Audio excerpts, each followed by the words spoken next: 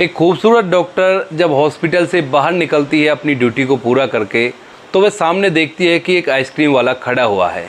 जैसे वह उसके पास जाती है आइसक्रीम लेने के लिए, तो दोनों की नज़रें मिलती हैं और नज़रें मिलते ही आइसक्रीम वाला उस लड़की को देखकर फूट फूट कर रोने लगता है। आखिर कौन था वह आइसक्रीम वाला और क्या कनेक्शन था उसका उस डॉक्टर से, पूरी सच्चाई जानने के लिए वीडियो को अंत तक जरूर देखें। नमस्कार दोस्तों, मेरा नाम है जीतू सौरौत और आप लोग देख रहे हो ब्रेन डिमांड चैनल। वीडियो को ज़्यादा से ज़्यादा शेयर करें और पेज को फॉलो करना ना भूलें। आज की जो घटना है ये निकल कर आ रही है दिल्ली से।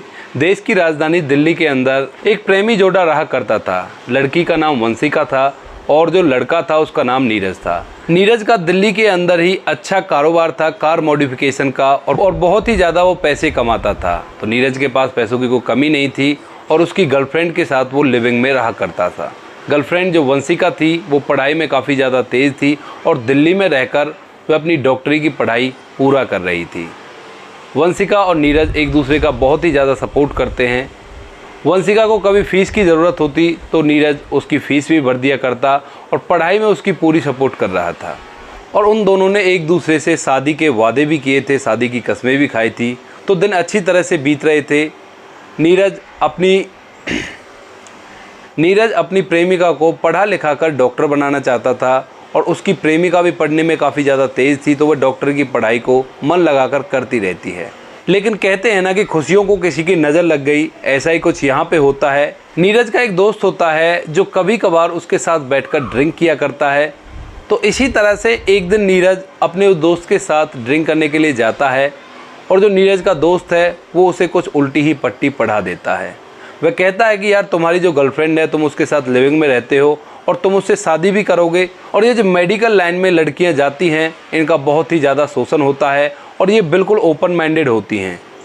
ऐसा कहकर वो नीरज के दिमाग में शक पैदा कर देता है और नीरज अब इस बात को बार बार सोचने लगता है। शराब के नशे में वह था ही। जैसे ही वह वंशिका के पास जाता है तो वह कहता है कि तू कल से डॉक्टर बनने की तैयारी नहीं करेगी, इस पढ़ाई को यहीं पे छोड़ेगी और हम लोग शादी करेंगे और एक साथ रहा करेंगे। लेकिन जो वंशिका थी वो कहती है कि मेरे माँ बाप का सपना है कि मैं एक डॉक्टर बनूं और मैं डॉक्टर बन के रहूँगी, मैं इस बात को बिल्कुल नहीं मानूंगी। और नीरज उससे लड़ाई झगड़ा करता है इस बात को लेकर। दूसरे दिन सुबह होती है और सुबह भी नीरज के दिमाग में वही बात घूम रही थी जो उसके दोस्त ने उसको बताई थी।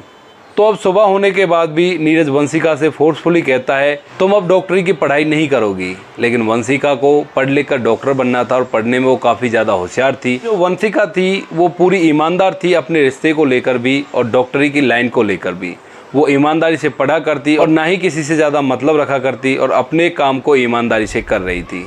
लेकिन नीरज का शक दिन पे दिन बढ़ने लगता है और एक दफ़ा नीरज वंशिका के ऊपर हाथ भी उठा देता है। जैसे ही नीरज वंशिका के ऊपर अपना हाथ उठाता है तो वंशिका अपना सामान लेकर उसको छोड़कर हॉस्टल में जाकर रहने लगती है। इधर जो नीरज है वहाँ पर अकेला रह जाता है और अब धीरे धीरे नीरज अपने उस दोस्त के साथ और ज़्यादा शराब पीने लगता है क्योंकि उसकी प्रेमिका जो रूठ कर चली गई थी। इस गम को भुलाने के लिए उसका दोस्त उसे रोज़ शराब पिलाया करता और धीरे धीरे करके एक बहुत बड़ा बेवड़ा बन जाता है। शराब पीने लगता है, रोज़ रोज़ शराब पिया करता और अपने बिजनेस की ओर बिल्कुल भी ध्यान नहीं दिया करता। अब जब बिजनेस की ओर ध्यान नहीं देता है तो बिजनेस ठप पड़ने लगता है। लगभग 2 साल होते हैं और 2 साल में उसका बिजनेस पूरी तरह से बंद हो जाता है। उसके पास कोई कस्टमर नहीं आया करता। दुकान का जो किराया था वो भी उसे अपनी जेब से देना पड़ता और इसी वजह से वो कंगाल हो जाता है। अब वह अपने बिजनेस को बंद कर देता है और उसके बाद इधर उधर झाड़ियाँ करने लगता है। जैसी वो उसे मंजूरी मिला करती वो उसको किया करता और करने के बाद जो पैसे उसे मिला करते उनसे वो शराब पी जाया करता। इसी तरह से नीरज का जीवन चल रहा था और धीरे धीरे करके 2 साल और बीत जाते हैं। अब 4 साल बाद नीरज एक आइसक्रीम की रेडी लेता है और आइसक्रीम का बिजनेस करने की सोचता है। अब नीरज आइसक्रीम की रेडी लेकर जगह जगह पर आइसक्रीम बेचता हुआ फिरता और इसी तरह से बेचते बेचते वह अपनी रेडी को एक दिन एक हॉस्पिटल के बाहर लगा देता है। तभी हॉस्पिटल के अंदर से एक लड़की आती है जो कि डॉक्टर थी और वो आकर उस आइसक्रीम वाले से आइसक्रीम लेने लगती है। जैसे उन दोनों की नज़र मिलती है तो नीरज देखता है यह तो उसकी प्रेमिका वंशिका है जो आज से 5 साल पहले उसे छोड़कर चली गई थी। अब जैसे ही नीरज वंशिका को देखता है तो उसकी आंखों में आंसू आ जाते हैं और वह कुछ कह नहीं पाता वंशिका से। इधर वंशिका भी भावुक हो जाती है और वो भी नीरज की तरफ एकटक निहारती रहती है। तभी वंशिका नीरज से कहती है कि ये तुम्हारे साथ क्या हो गया, तुम्हारा तो अच्छा खासा बिजनेस था, अब ऐसा क्या हुआ जो तुम्हें आइसक्रीम बेचनी पड़ी।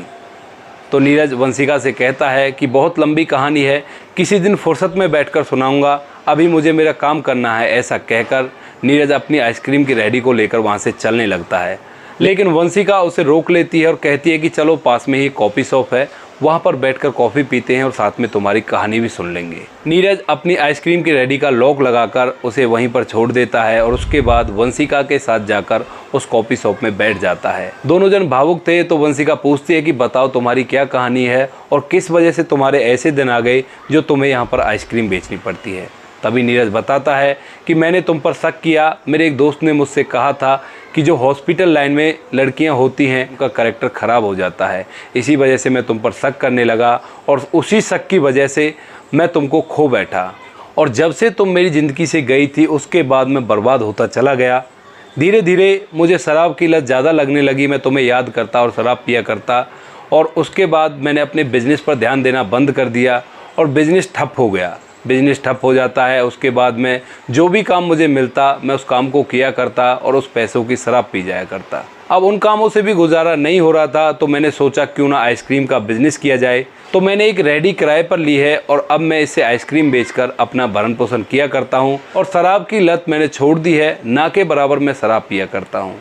इस बात को सुनकर वंशिका की आंखों में आंसू आ जाते हैं और वह कहती है कि कोई बात नहीं, जो हुआ सो हुआ, उसे भूल जाओ और अब हम दोनों एक साथ रहेंगे।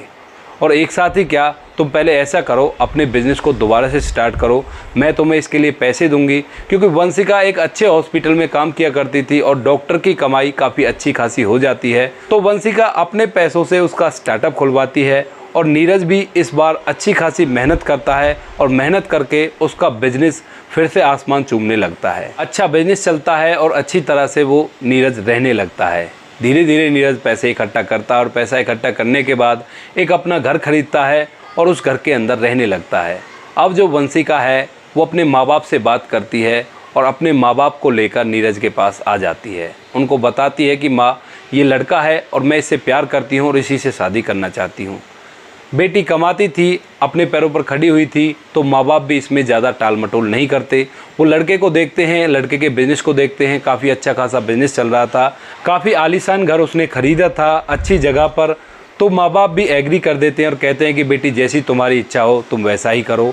लड़का अच्छा है, अच्छा खासा इसका बिज़नेस है और तुम भी डॉक्टर हो, तो तुम्हें पैसों की दिक्कत तो कोई होने ही वाली नहीं है। तो नीरज और वंशिका दोनों शादी कर लेते हैं और यहाँ पर सच्चे प्यार की जीत होती है। वंशिका पहले भी सही थी और अब इन दोनों का प्यार और भी ज़्यादा गहरा हो गया है। जिस तरह से वंशिका ने नीरज की ज़िंदगी बदली और नीरज ने भी मेहनत करने में कोई कसर नहीं छोड़ी, पूरी मेहनत और लगन से उसने अपने आप को दोबारा से स्टैंड किया और दोबारा से स्टैंड करने के बाद एक अच्छी ज़िंदगी वो लोग बिता रहे हैं। तो दोस्तों ये थी आज की कहानी, आप लोगों को कैसी लगी? ये दिल्ली की सच्ची कहानी है। आप इसके बारे में जो कुछ भी कहना चाहते हो अपनी राय कमेंट बॉक्स में लिख सकते हो, लोगों के साथ शेयर कर सकते हो। बाकी मिलते हैं किसी नेक्स्ट वीडियो में नए टॉपिक के साथ, तब तक के लिए जय हिंद, जय भारत, जय हिंदुस्तान।